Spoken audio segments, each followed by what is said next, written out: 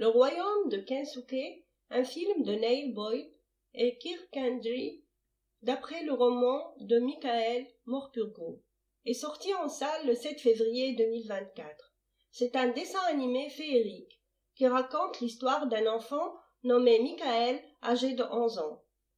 Très attaché à sa chienne Stella, il n'hésite pas une seule seconde à la mener en cachette sur le voilier à bord duquel ses parents, ayant perdu leur travail, font le tour du monde.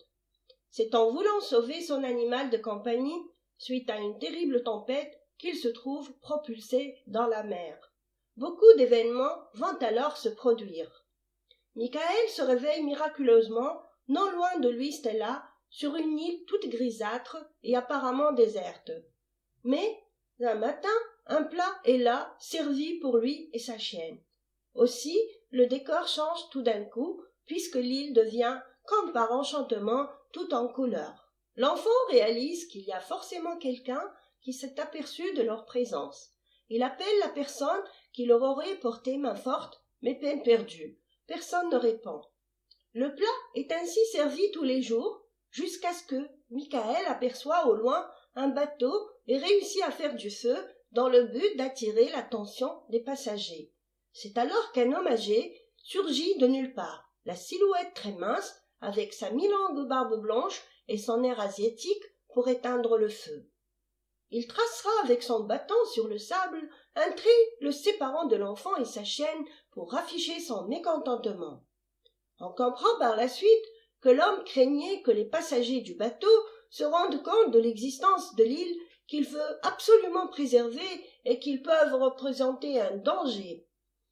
Michael refuse la séparation, efface le trait en sable et va vers le vieil homme qui lui tourne le dos.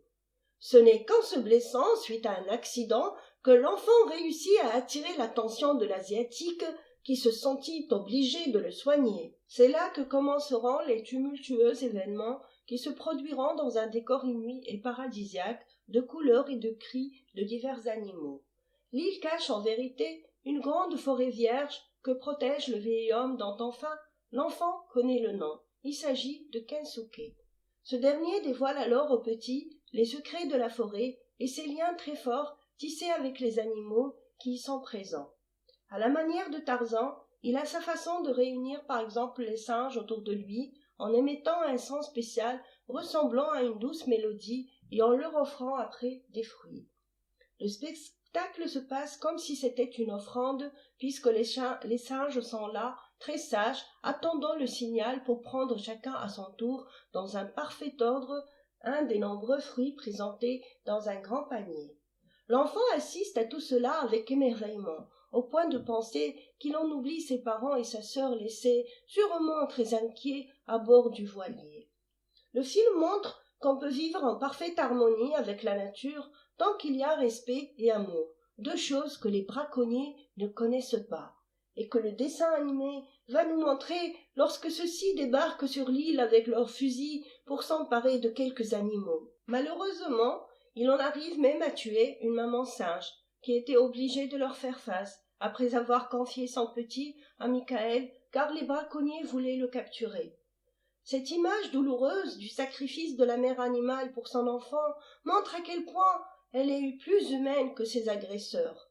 L'enfant, auquel le petit singe se trouve cramponné, court rejoindre Kensuke et se trouve donc impliqué dans son combat. Les rapports entre le garçon et le vieil homme se consolident de plus en plus. Chacun se confie à l'autre, chacun aide l'autre, puisque Michael, qui a appris comment on soigne une blessure avec les plantes, soigne à son tour son mentor quand il se trouvera lui aussi blessé. La photo de Kensuke avec une femme et un petit enfant laisse deviner à Michael qu'il s'agissait de la femme et l'enfant de l'Asiatique.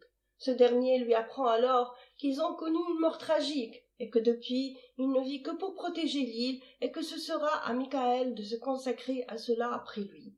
C'est effectivement l'idée qu'on veut transmettre à travers ce beau dessin animé si bien fait à tel point que Stella paraît par exemple une chienne réelle.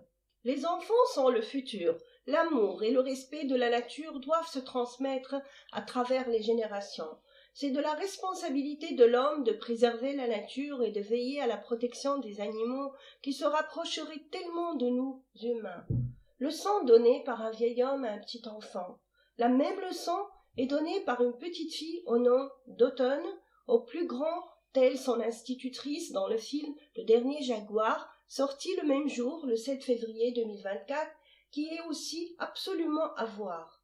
Un autre film sorti plus tôt, qui s'intitule Le règne animal, montre combien l'être humain peut être proche de l'animal dans un processus de métamorphose et que cette métamorphose qui apparenterait certains aux animaux les oblige à vivre loin des leurs, à quitter leur maison pour rejoindre les animaux de la forêt et apprendre à s'adapter à leur nouveau milieu pour pouvoir survivre. L'originalité du film Le Royaume de Kensuke réside dans le fait qu'il attire grands et petits, un régal pour la famille, toutes générations confondues. Parents, grands-parents et petits-enfants peuvent être ensemble devant le même écran. Une seconde originalité a attiré notre attention dans le film. C'est le potentiel dont dispose l'être humain et qui lui permet de comprendre et de communiquer avec ses semblables, même s'il n'en a pas la même langue et que tout en vérité tourne autour des valeurs partagées. L'humanité n'est en définitive qu'une. Kensuke et Michael n'ont ni le même âge, ni la même langue, ni la même culture, mais avec des gestes, mimiques et dessins symboliques, ils sont arrivés à se comprendre à merveille, tant que la volonté, le partage de valeurs et le désir de protection sont là. Le royaume de Kensuke est en quelque sorte un exemple à suivre. Le réalisateur a eu la finesse de nous montrer comme il est beau ce royaume quand il est respecté, aimé par l'homme, et ce qu'il peut lui offrir en retour. N'est-il pas en vérité le paradis terrestre dont rêvent tous les êtres humains? C'est un film à voir et peut-être une occasion de réunir toute la famille devant l'écran et de passer un bon moment plongé dans un paysage magnifiquement exotique. Merci d'être resté jusqu'à la fin. Si la vidéo vous a plu, n'oubliez pas de mettre un like, de commenter et de vous abonner pour ne rater aucune de nos vidéos. On vous laisse maintenant avec la chanson inspirée du film.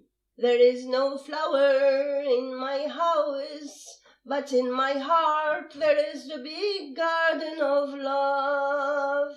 We can together plant a plant, and our hands will clean the sand.